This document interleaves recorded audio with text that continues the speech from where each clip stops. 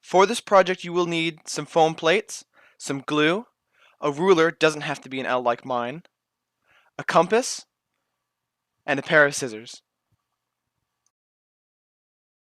Start with 6 of your foam plates and cut off the outer edge that curves upwards. For this project we're only going to need the flat center. Your 6 pieces should look something like this. Now carefully mark out a rectangle on one of the circles. The one in this video is 4 inches by 1 inch.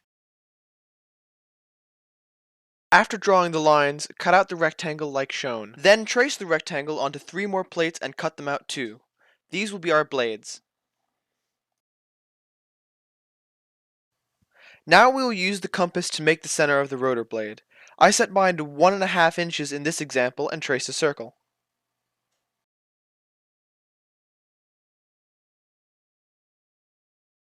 Now all we need to do is cut the circle.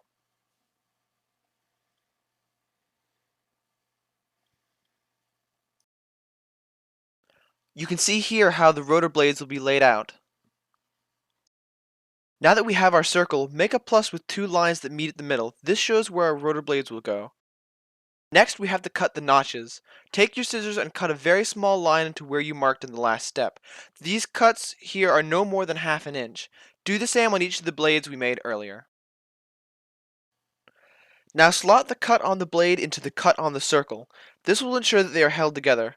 Also, watch out, this makes a really annoying noise. Repeat this for the other 3 blades, making sure that they are all facing the same direction, otherwise it won't work. Grab some of the extra foam from the rectangles earlier, and cut out a set of squares. We'll be using these as supports for our blades later. Now we just have to glue everything together. Start by putting glue on the bottom of the squares and sliding them under the blades from the top.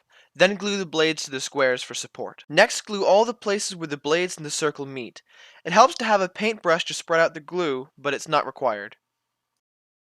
Once the glue is done drying, use a pencil to poke a hole in the center of the circle.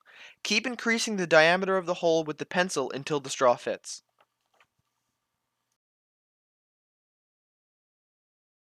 Now all we have to do is glue the straw in place. Once again, a paintbrush is useful here, but not required. Leave it someplace where it's standing up to dry. Now that everything is nice and dry, we can move on to the final step.